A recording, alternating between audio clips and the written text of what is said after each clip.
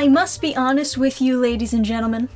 Of all the manga series that I am following, I did not think Kindergarten Wars would be the one to actually move me emotionally. So for those of you who don't know what Kindergarten Wars is, let me just take a step back and give you guys a recap. Kindergarten Wars features this kindergarten where some of the top, most important people in the world take their kids. We're talking like rich, big-name people that assassins will want to get to. And in order to have leverage over those people, naturally they would go for their children. So they send those kids to this specific kindergarten, which is known as being the safest kindergarten in the world. Now, some of you might ask, why? What makes this particular kindergarten so safe? Well, it is because they gave all of the teachers guns. And me, as a red-blooded American, agree. Yes, that is how you make a safe kindergarten. No questions asked? Yes, so part of the hook for this manga series is that a lot of the people working at the kindergarten are past criminals who now use their skills to protect the children at the kindergarten, and in exchange they will eventually get freedom. And there's a lot of criticisms I could throw at this manga series. I think the biggest one is that it tends to be really repetitive with its jokes, which is all the more reason why these latest chapters really caught me off guard. I wasn't really expecting it. But before we actually get into those latest chapters, let me tell you, it's gonna be spoiler territory, so be well aware, I am going to be spoiling the manga for you. And also, Reaper Book 1 is now funding on Indiegogo. For those of you who haven't heard the word about it already, I'll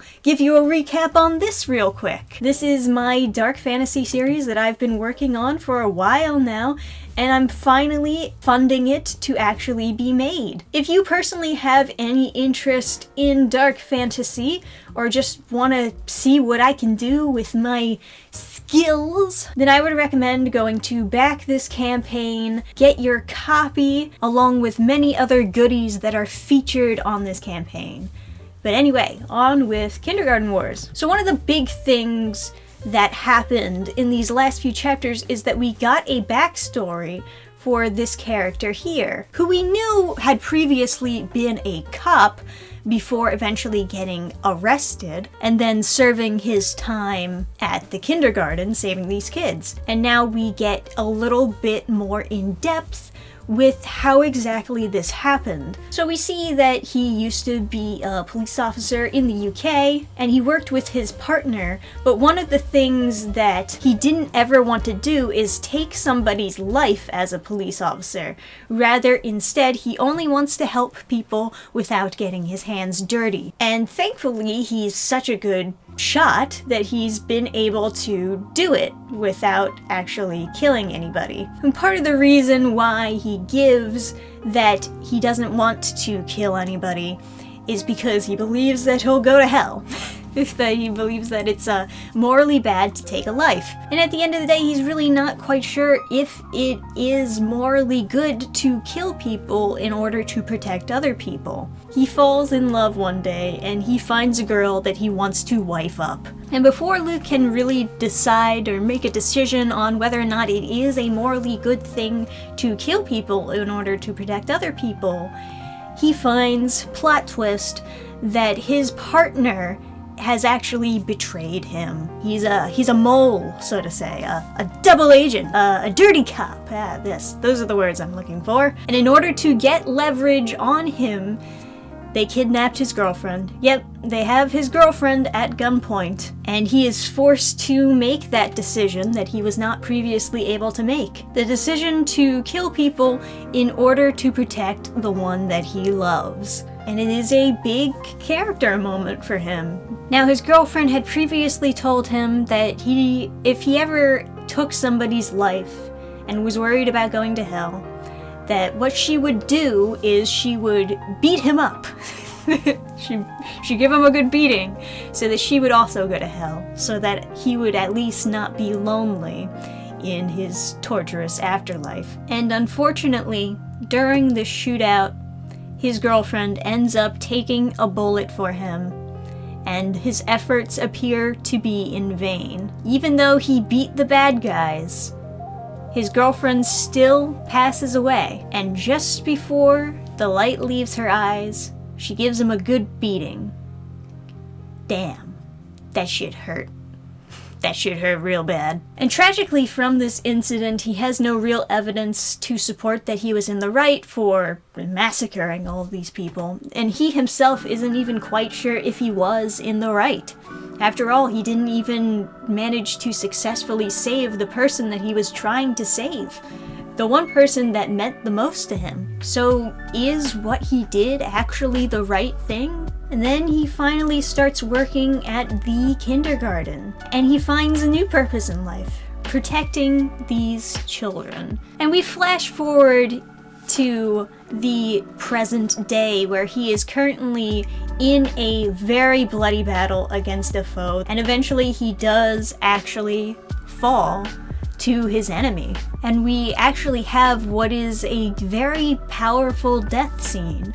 Just before the light leaves his eyes, he gets these visions of back during that day when he finally decided to take somebody's life. All of the people he killed, all of the regrets he has, the guilt he has, and he knows that he's in hell, essentially, that this is his punishment. And he worries that his girlfriend, Tina, has gone to heaven, while he's stuck in hell, and he'll never see her again. Except just when he thinks he's alone in the darkness, with only his regrets, a hand reaches out to him, and it's the memories of all of the children that he helped, pulling him out of the darkness. And where do they lead him? They lead him to the flower shop.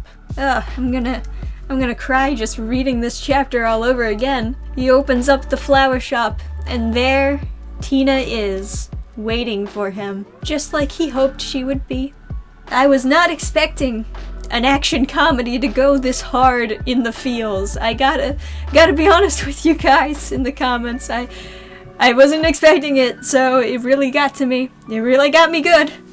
All these concepts of life and death, heaven and hell, hoping that you'll meet your loved ones on the other side. It really got me. Now, I don't know if you've ever heard of this movie called Beyond Tomorrow. It's an oldie, but it is good. And I would recommend it, especially for a Christmas watch, if you're looking for more Christmas-centric or themed movies to add to your watch list there. But without spoiling too much about that movie, it features one character who goes to hell, or at least their interpretation of hell, which is just drifting through the darkness endlessly in the abyss without ever finding an end. And at the end of the movie, that character, after drifting for a long time, ends up at the pearly gates of heaven, and he finds his best friend there waiting for him, and his best friend is like, "Yo, what are you doing here?" And he tells his friend, he's like, "When I thought about your love for me and your faith in God, it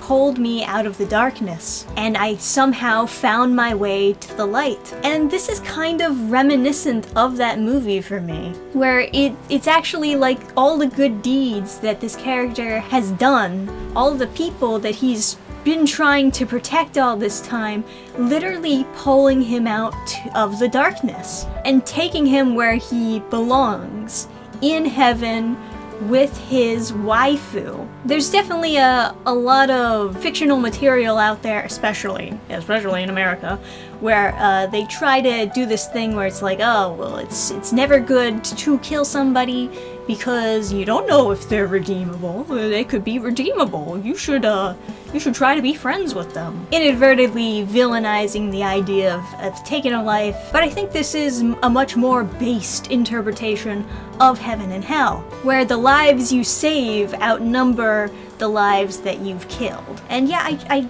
I wasn't expecting it. I wasn't expecting it in this mostly comedy manga series to pull a death scene like this that really tugged at my heartstrings. Even just like reading it now with you guys, looking over it, it really spoke to me. It tugged at my soul. Speaking of souls, Reaper Book 1, now funding on Indiegogo. As the title suggests, yes, it involves reaping souls and using them for power. Does that sound interesting to you? Check out the link in the description. We're almost at the goal at 63%, and you can help actually make it happen. But yeah, I just wanted to kind of talk about this because there's not many people I know who are actually reading Kindergarten Wars, and I myself have thought about dropping it before, just because of like what I said about its repetitive nature. But my god, it genuinely blew me away having these last few chapters. Maybe some of you might find it jarring that it got so sad all of a sudden, and that's a fair criticism to have, but for me, I loved it.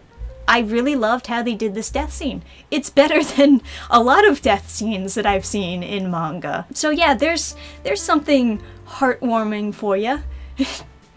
Didn't think I would be talking about a heartwarming death scene now, did ya? If you've been reading Kindergarten Wars, let me know what you think about their decision to do this really gut-wrenching death scene in the latest few chapters. Like the video if you did enjoy this video by me. I do enjoy occasionally just talking about what happened in a manga series that I'm following. I don't like spoiling things for people because I know that they get really upset about spoilers. I personally don't really care about spoilers, but I like talking about the latest things happening, so maybe I'll do more of these videos in the future. But you're gonna have to subscribe if you'd like to see them. Thank you guys for watching. I'll see you next time. Bye!